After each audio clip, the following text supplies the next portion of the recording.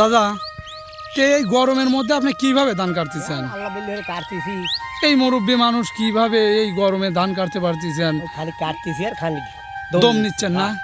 মানে বাড়ির পাশেই বাড়ির পাশে। ও, দর্শক দেখতে পাচ্ছেন ওইটা বাড়ি, বাড়ির এই পাশে ধান কাটা হচ্ছে। তারপরেও ব্যাপক পরিমাণ গরম, মানে ধান কাটা খুব কষ্টই হয়ে যাচ্ছে। তো মোটামুটি ইনশাল্লাহ আপনি একাই কাটতেছেন সব একাই না? কাটতেছি। একাই। হ্যাঁ। দেখুন মাশাল্লাহ খুব সুন্দর ধান হয়েছে।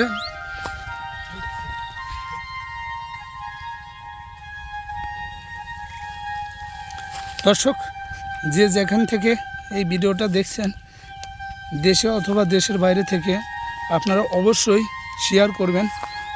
অথবা যারা বিদেশ গেছে তারা কিন্তু অনেক মিস করবে। এই দেশে থেকে কত ধান কাটতো বা কত পেঁয়াজ লাগাতো, তারা হয়তো গ্রাম বাংলার ভিডিওটা অনেক ভালোবাসে। এই কারণে অনেক ভাই কমেন্টে অনেক কিছু লেখে, ভাই আপনি নতুন নতুন আপডেট ভিডিও দিয়ে থাকবেন। হয়তো এই জন্য এই যে দাদা ধান কাটলো, আমি এই কারণে করলাম এবারকার বছরে কিন্তু ধান কাটার প্রথমে এই ভিডিওটা, এই জন্য এই ভিডিওটা দিলাম। দর্শক ভিডিওটা ভালো লাগলে লাইক ও শেয়ার করবেন। সবাই ভালো থাকবেন। আসসালামু আলাইকুম।